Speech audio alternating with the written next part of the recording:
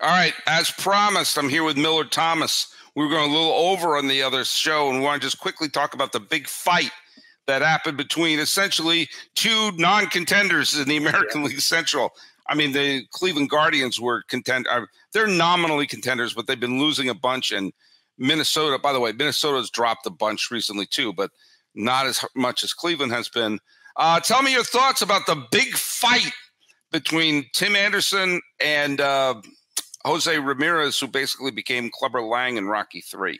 Yeah, I both loved and hated this fight because, Sully, I do love a classic fight in sports. When you get the Jason Varitek versus Alan Rodriguez, or the Pedro Martinez versus whoever that guy, that old Don Zimmer. Couldn't think of his name when you just tossed him to the ground. I love a good baseball fight. You got a great one here this past weekend. I don't even know what started this fight, to be honest, because Jose Ramirez was sliding into second base. All of a sudden, he had words for Tim Anderson, and they quite literally dropped their gloves, squared up, and started throwing punches. The announcers were immaculate in this fight. Down goes Anderson. Down goes Anderson. Great call by the announcer there. I don't even remember which broadcast it was for, but great fight this weekend. Now, the downside of it is you do have some old managers, the Tito Francona. He's had some health scares in the past. He's out there yelling. He's trying to get in a fight. I don't want to see that for him. He's an old man. He needs to go sit down. Love Tito. He gets ejected. Other manager gets ejected. And then also Eloy Jimenez, who just got back into the lineup this weekend. There's a clip of him where he's like coming out of some man pile and he's like limping. He's grabbing his leg. And it's like, this man is perpetually hurt. He just got back from injury. And all of a sudden he's in this brawl and he's like hurting himself again. He did finish the game, so it doesn't seem like he had a setback, but that's not something you want to see. You don't want to see your best players getting hurt, especially from a guy that's already injury prone. So I love it and I hate it because I love seeing a good fight, but the reality is players do get hurt from this, and we're going to see some suspensions come down as well. So I got mixed feelings, but at the end of the day, love a good baseball fight and a good sport fight overall. I mean, look, I'm not a big fan of fights in baseball. I'm really not. I'd rather win a game. Yeah. I've never, even like Pedro's my favorite player, and getting involved in that brawl, you know, the Rodriguez Varitek fight was always like, hey, I'm much more, you know, I feel badly for Bill Miller, who hit a walk-off 3-run homer off of Mariano Rivera in that game. And all anyone remembers is the fight between Varitek and Rodriguez. You know, I mean, it's, you know, look at it. The one thing was, as a fight, and this is just as the gorilla in me, the simian, the not quite evolved dude in me. As a fight, it was an actual fight. It wasn't just the whole hold me back. No, you hold me back. Hold me back. You hold me back. It was that was a fight. And so that was interesting. But I'm if someone got hurt, I mean, especially if someone got hurt on Cleveland's side and they're fighting for their lives. I mean, look at, I mentioned they're 4 games out of the American League Central, but they're chasing the Twins. They're not chasing the 1927 Yankees here. They're chasing a team that could very easily go on a slide. And if someone gotten hurt or some big setback, or someone got suspended, and there are suspensions are being handed out, you know, and you're looking and you go through a bunch of games shorthanded, I can't help but think that's just stupid with a capital stupid.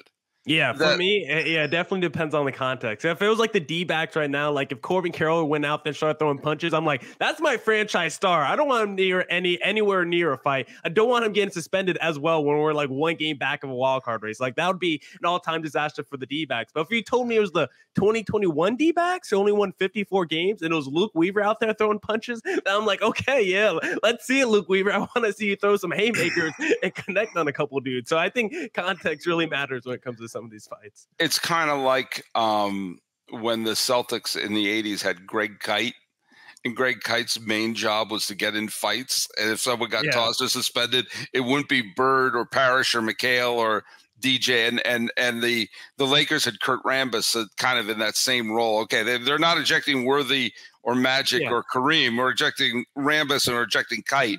You know, those are really kind of the bruisers, the Hanson brothers of this team. But yeah, I don't know. I'm not a big fight guy, but you know, we'd be remiss if we didn't bring it up.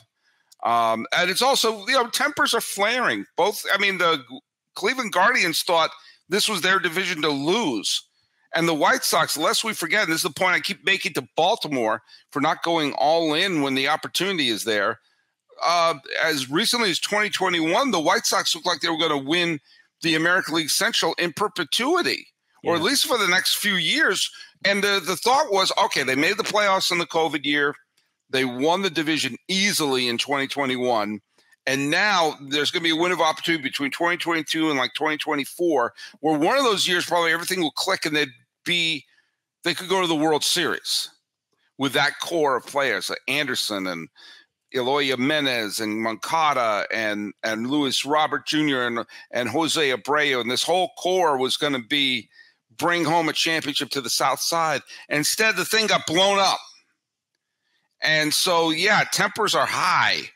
Especially when going we can't contend with the Twins barely above 500. We're not contenders, and tensions run high.